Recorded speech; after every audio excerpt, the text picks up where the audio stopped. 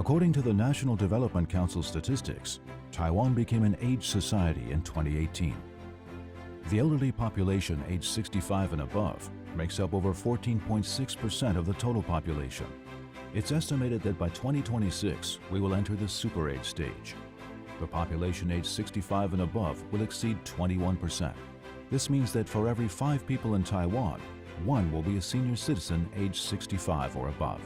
To help the public adapt to the demographic shift, moving towards an aged and super-aged society, since 2017, the Ministry of Health and Welfare has established and implemented the Long-Term Care Services Act, known as Long-Term Care Services, creating a community-based integrated care service model. Based on the needs of those with disabilities, it provides comprehensive and continuous care services, from home, community, to residential facilities, to help reduce the care burden and stress when 1 or more family members become disabled. It also upholds a person-centered service approach to enhance quality of care and life for both the disabled and their families. More importantly, long-term care also provides services for preventing and delaying the onset of disability and dementia. Besides reducing the occurrence of disability and dementia by different interventions, when symptoms appear, it slows the progression of functional ability decline or dementia to prevent getting worse and worse. If we divide a person's journey from health, subhealth to frailty, disability and dementia, to severe illness and end of life, there are 6 key stages. The goal of long-term care services is to extend people's healthy life expectancy at birth before moderate to severe disability sets in. After entering moderate to severe disability, essential physical and mental functions are still maintained to reduce disability-adjusted life years before end of life. To achieve this crucial policy objective, the Ministry of Health and Welfare implements and puts into practice a long-term care policy. At the beginning of long-term care policy implementation, the concept of integrated community-based care service network was introduced to allow people within a 30-minute drive from their homes to easily access nearby healthcare, long-term care, prevention services, and various support services. Therefore, the focus is on developing namely Community Integrated Service Centers, known as A units, working alongside long-term care management centers to coordinate care plans for the disabled, expanding B units, the long-term care service providers by contract, which provide various types of care including home, daycare, professional, assistive device, transportation, and respite care services for those with disabilities and dementia, and widely establishing C stations, also called long-term care stations, around the blocks. Long-term neighborhood care stations are community-based service sites providing services to healthy, subhealthy, and frail individuals tasked with preventing and delaying the onset of disability and dementia. She has been here over 4 years. She has Alzheimer's disease. She can stay active here. Her emotions can be more stable. When this couple first arrived, the wife had moderate dementia. As an early onset case, her condition should have progressed more rapidly. But during these 3, 4, 5 years, the wife only began to reach a severe stage last year. Compared to typical cases, her dementia progression has slowed significantly. She's become more emotionally balanced and interacts very well with everyone. Beyond helping community seniors prevent and delay the onset of disability and dementia, long-term care stations around the blocks utilize government resources and unite community grassroots organizations to provide multiple services, particularly to maintain seniors' social participation, enabling them to connect with local community residents. Some stations recruit elderly volunteers, letting seniors share their expertise with community members, challenging the misconception that seniors only receive care. After retirement, I wanted to help my parents delay aging at their stage of life and learn caretaking techniques. I knew that through volunteering, I could help them while helping myself. When seniors arrive, we care for them, greet them, check their blood pressures, then accompany them during morning activities or afternoon board games. However, in the natural process of aging or illness, people inevitably face physical and mental decline. It might begin mildly, but gradually worsen, or suddenly progress to a severe stage. The Ministry of Health and Welfare in late 2017 launched the 1966 Long-Term Care Service Hotline as a single point of contact for easy access to long-term care services. The other end of the line connects to long-term care management centers in each county and city. Hello, Taipei City 1966 Service Hotline. This is Q speaking. Happy to assist you. Regarding the long-term care service application, our process involves registering your information. Then the care manager will visit your father to assess his condition. The disability level falls between levels 2 and 8 to qualify for long-term care services. If approved, care workers will provide services to match your needs. I've completed the registration. Please watch for our follow-up call. To provide a single service window for long-term care, 22 county and city governments have established long-term care management centers, accepting long-term care service applications, providing consultation services for those needing long-term care, conducting assessments, determining disability level and subsidy amount. After disability level determination, for those above level 2, case managers from the Community Integrated Service Center develop appropriate care plans, linking necessary service resources. Once services are provided, long-term care management centers conduct inspections, regularly monitoring service quality for care recipients. The long-term care benefits and payment system is one measure to achieve person-centered integration of diverse services. Through package-style payments, it meets needs in care and professional services, transportation services, assistive devices, and home barrier-free environment improvement services, as well as respite care services. The long-term care benefits and payment system classifies recipients into 8 levels. Through care manager assessments, level 2 and above qualify for benefits. Higher levels receive larger subsidies. Recipients pay only 0 to 30% based on financial status and services. Additionally, for those in indigenous or offshore areas, with care challenges, or when care workers complete required training, there are incentive mechanisms benefiting both service providers and care workers. This meets care needs while enhancing service quality through the system. Long-term care policy promotion aims to establish widespread daycare centers and small-size multifunction services facilities to develop comprehensive community-based care resources, strategically combining junior high school districts with community living circles for the disabled. It aims to establish at least one daycare center within each junior high school district. Furthermore, to meet full-time care needs of severely disabled and dementia clients and reduce urban-rural gaps, the Ministry targets areas lacking institutional residential long-term care service facilities, providing funding support.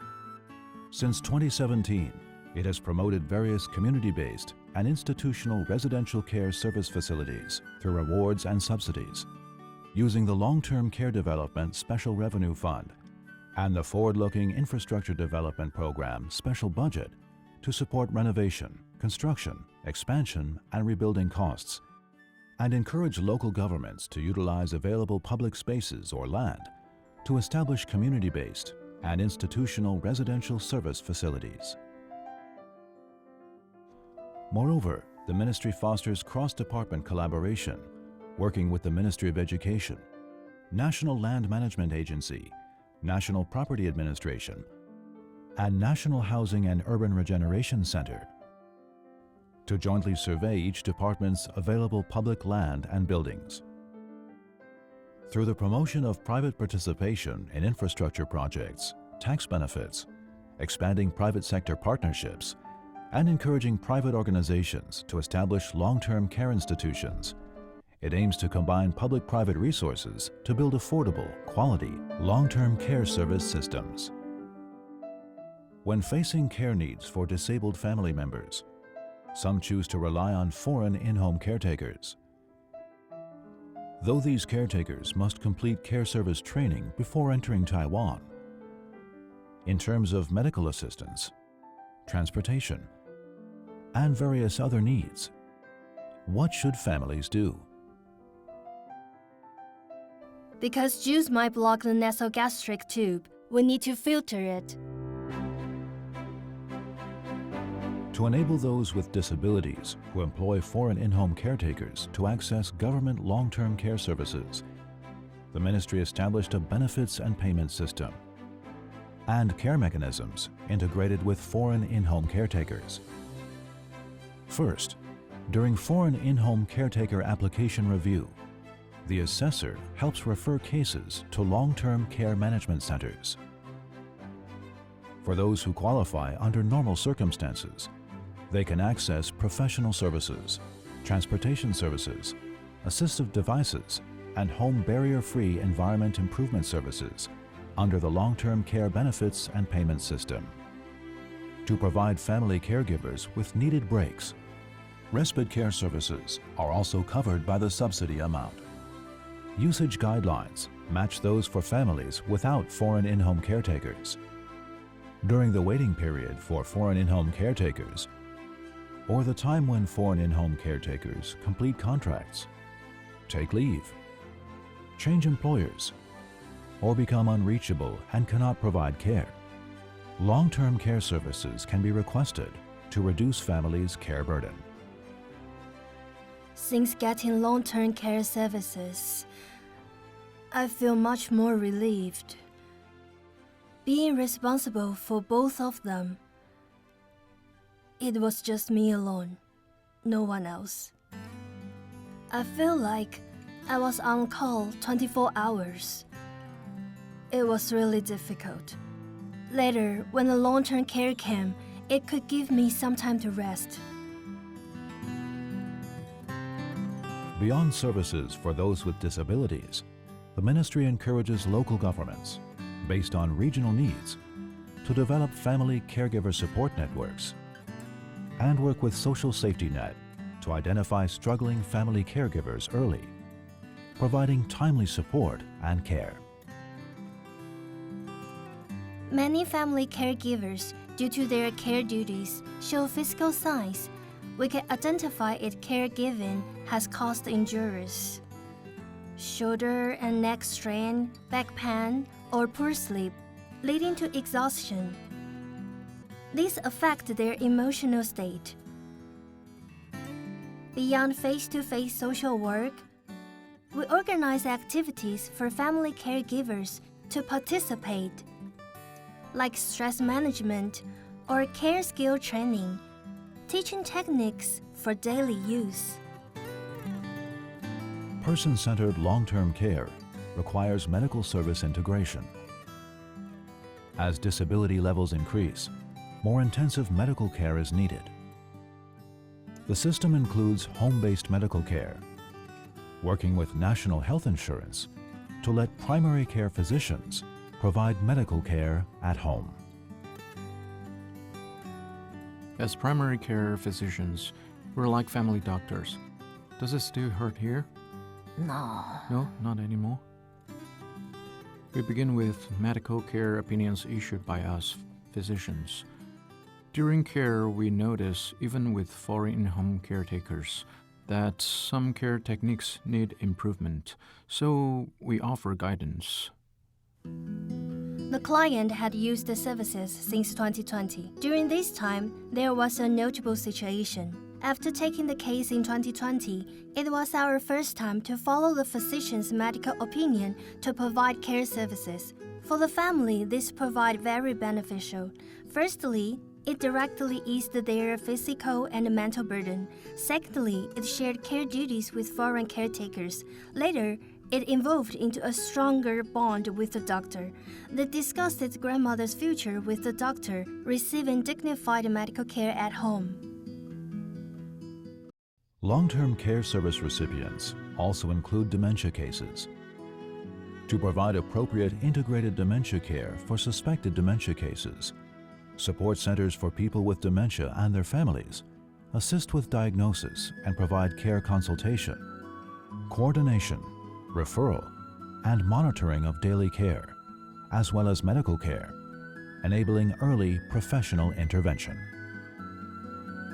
Regarding dementia care resources, beyond previously mentioned services, those with very mild or mild dementia can visit integrated dementia care centers. If experiencing behavioral and psychological symptoms of dementia, BPSD, they can go to hospital-established integrated dementia care centers for BPSD to receive services for delaying disability and dementia. Families can also access support services through these centers. For mild to moderate cases with disabilities, through the long-term care benefits and payment system, they can choose specialized dementia daycare centers, letting seniors remain in familiar environments while receiving care. For moderate to severe cases, when needing intensive care and medical attention, or when taking care of dementia clients with behavioral and psychological symptoms overwhelms primary family caregivers, they can opt for residential facilities or group homes. These have the benefit of providing comprehensive professional care, easing the burden of family caregivers. However, with the population aging, the number of people with disabilities and dementia requiring long-term care grows yearly. As a key component of long-term care services, workforce enrichment for care workers has drawn attention.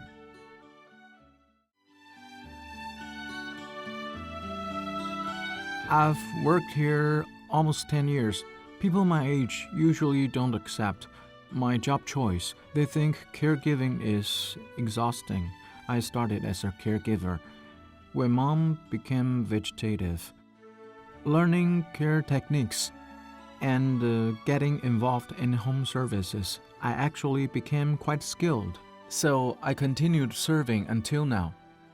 Taiwan's current workforce tends toward middle-aged and older care workers. To encourage young people like Huang to join long-term care services, the Ministry of Health and Welfare works with the Ministry of Education and Ministry of Labor.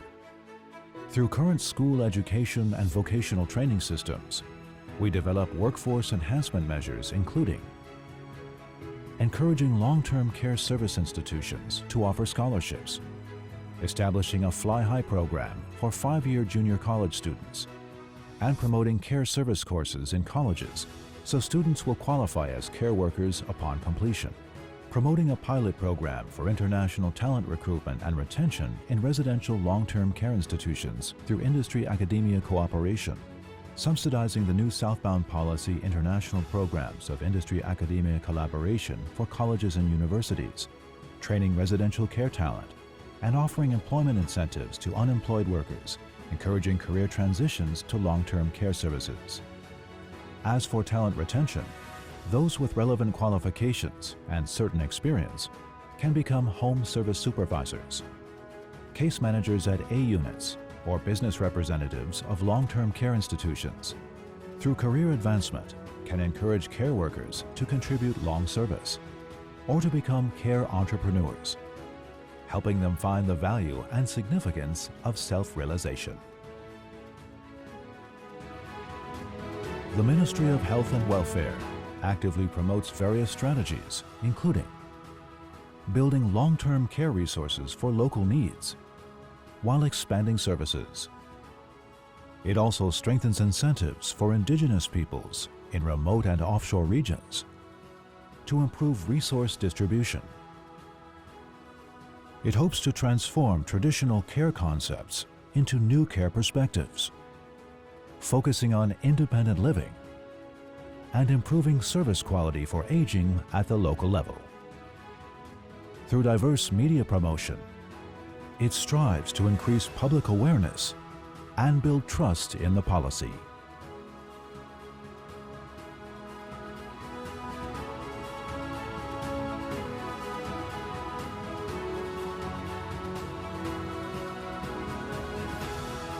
Every family feels helpless facing this. Long-term care services are wonderful. They really help us. They're like a guiding light for that long ship in the dark.